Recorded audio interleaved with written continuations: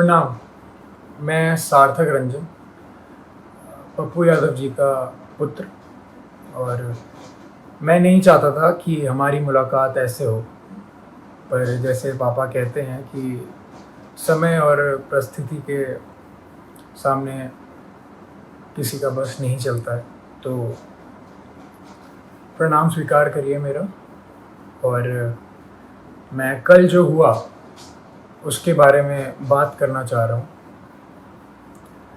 कल दो घटनाएं हुई, एक जो बिल्कुल नहीं होनी चाहिए थी और दूसरी के बारे में सोच के सुकून मिलता है।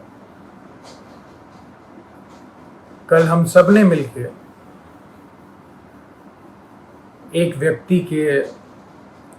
व्यक्ति के ऊपर अन्याय जो जो हुआ है, हम सब ने मिलके ट्विटर पे हमने उस ट्रेंड को नंबर 1 कर दिया और काफ़ी घंटों तक रहा। मैंने भी ट्वीट किया घर पे अपने आराम से सोफे में बैठ के, उसे नंबर 1 ट्रेंड की दौड़ पे लगे रहे सोचा। पर वो कल हुआ और कल चला गया है, और अब जब जेल जाने की बारी आई है तो मेरे पिता अकेले हैं।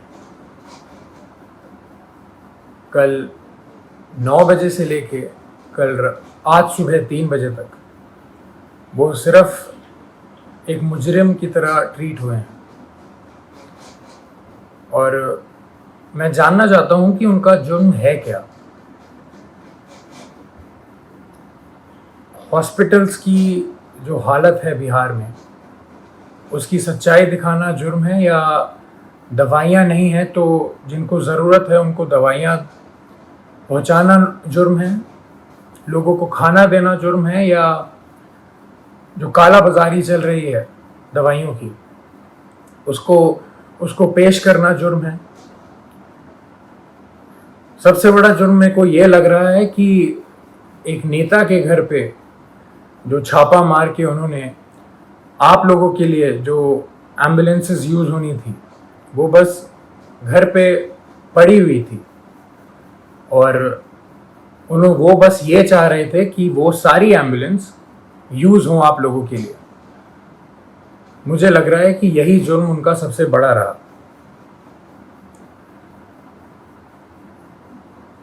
अपना परिवार छोड़ के उन्होंने बिहार के हर एक परिवार के लिए काम करना सही समझा। हर एक परिवार की एक भी पुकार अनसुनी ना जाए, उनका बस यही मकसद है। शुरुआत से मैं हर रोज़ बात करता था उनसे, कल के पहले तक हर रोज़, और बस एक ही चीज़ पूछता था मैं उनसे कि क्या आपकी तबीयत ठीक है, क्योंकि मैं भी घर पे बैठ के आराम से आप लोगों की तरह बस देखता था कि वो उनकी वीडियोस, कि कभी वो कोविड वार्ड में जा रहे हैं, पेशेंट्स के बीच में जा रहे हैं, मुर्दा घर जा रहे हैं, या भीड़ के बीच में खाना दे रहे हैं, या कोई माँ उनसे गले लग के अपने बेटी या बेटे के लिए रो रही हैं। तो मुझे भी यही लगता था, या तो कभी किसी मुर्दा के साइड में खड़े हैं मुर्दा घर जाके, तो वो देख के मेरे को बस यही लगता था कि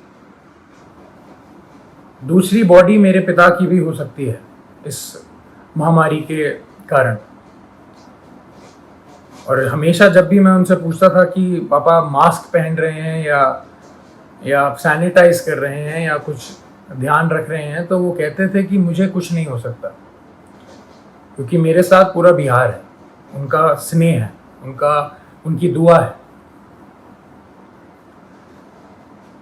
और वो आज अकेले बीरपुर में पूरी रात नहीं सोए हैं और अकेले हैं, और जहां उन्हें रखा गया है वो बिल्डिंग किसी भी वक्त टूटने के दम पे है। और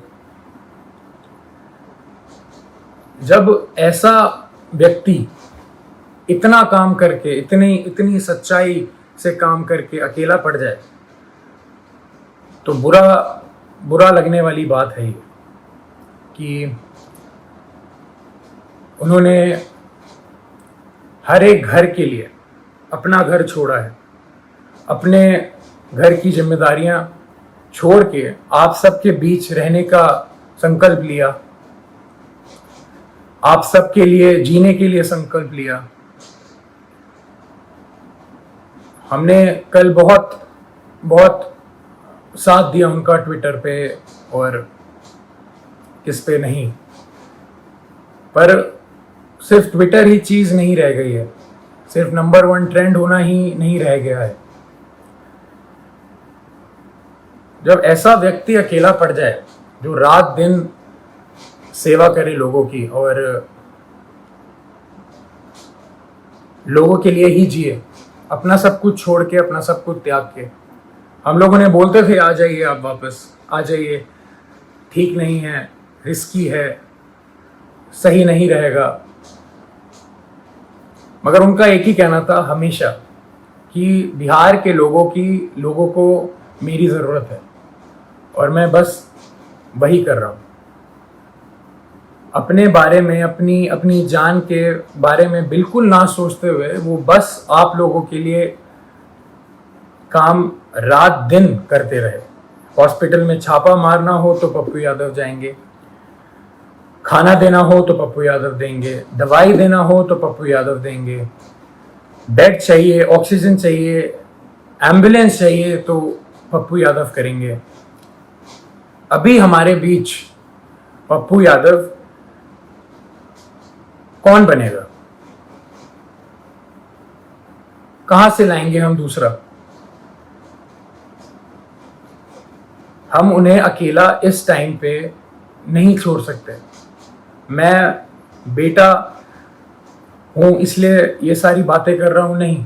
अगर मैं सिर्फ एक बेटे की तरह सोचता तो शायद मैं उनको ज़बरदस्ती बहुत पहले घर बुला चुका होता, पर मैं एक नागरिक की तरह सोचूं तो बहुत बुरा लग रहा है। जो आदमी रात दिन एक करके सिर्फ दूसरों के लिए जिए और उसके साथ ऐसा अन्याय हो, ये बिल्कुल मंजूर नहीं है, ना हम लोगों को मंजूर करना चाहिए। मैं पहली बार आया हूँ आप सबके सामने और ये बिल्कुल भी एक्सेप्ट करने वाली चीज़ नहीं है जो हुआ है मेरे पिता के साथ। कल से हुए जा रहा है और अभी भी हो रहा है। बाढ़ का पानी हो, बाढ़ के पानी में चलना हो, या इस महामारी के टाइम पे हॉस्पिटल जाना हो, या भीड़ में जाना हो, या मुर्दा घर जाना हो, तो सिर्फ पप्पू यादव ही जाएगा। और जेल जाना हो तो सिर्फ मेरे पिता पप्पू यादव ही जाएंगे। ऐसा क्यों? ऐसा मैं समझ नहीं रहा हूँ, ऐसा हो क्यों रहा है? ऐसा होता क्यों है?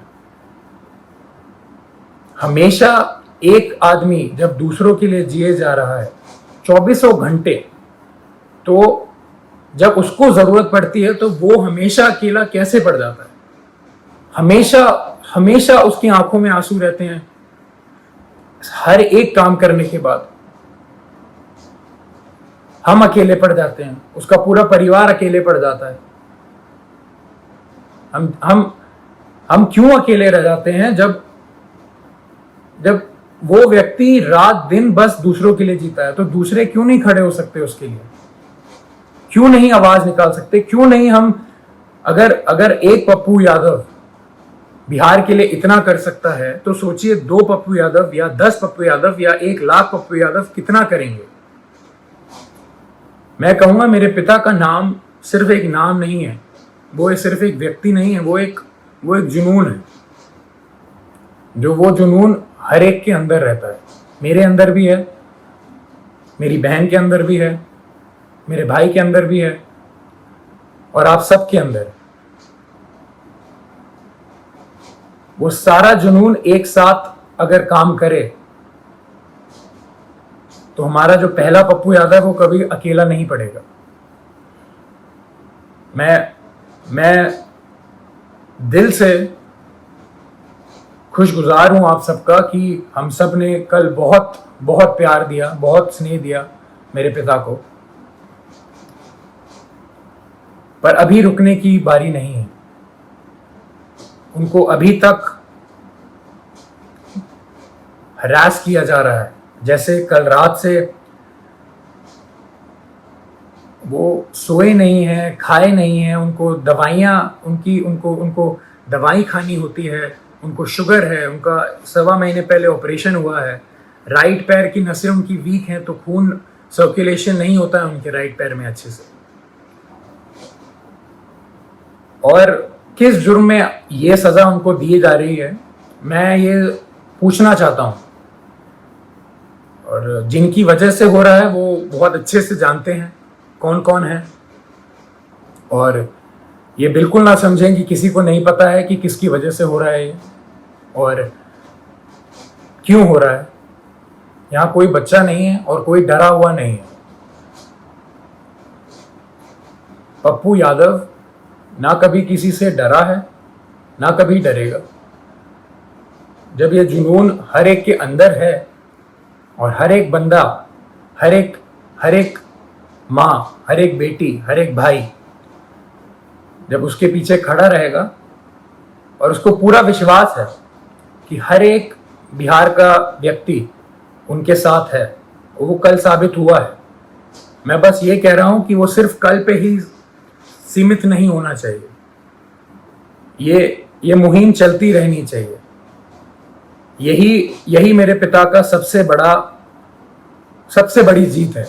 उनको पद से कोई लेना देना नहीं है। उनकी सबसे बड़ी जीत ही इसमें है कि उनके साथ सारे सच्चे लोग खड़े रहें, पूरा बिहार खड़े रहे, बिहार खुश रहे। उनकी सबसे बड़ी जीत यही है। तो जब हम सब में ये जुनून है तो हम सब मिलके इस मुहिम को, इस भ्रष्टाचार के खिलाफ जो हमने मुहिम छेड़ी है, जो ये भ्रष्टाचार मेरे पिता के खिलाफ हो रहा है, जिस जुर्म में जो कोई नहीं बता सकता, जो कोई बता ही नहीं सकता कि जुर्म है क्या, मैं चाहूंगा हम सब एक साथ मिलके इस भ्रष्टाचार के खिलाफ जो मुहिम मेरे पिता ने छेड़ी है, लाखों की कतार में हम एक सब मिलके इसके खिलाफ आवाज उठाएं और मेरे पिता को जो जीत हमेशा देखी है उन्होंने बिहार के लिए, वो रास्ता, वो राह, वो पथ पे हम सबको चलते रहना है। इसी में उनकी सबसे बड़ी खुशी और सबसे बड़ी जीत है।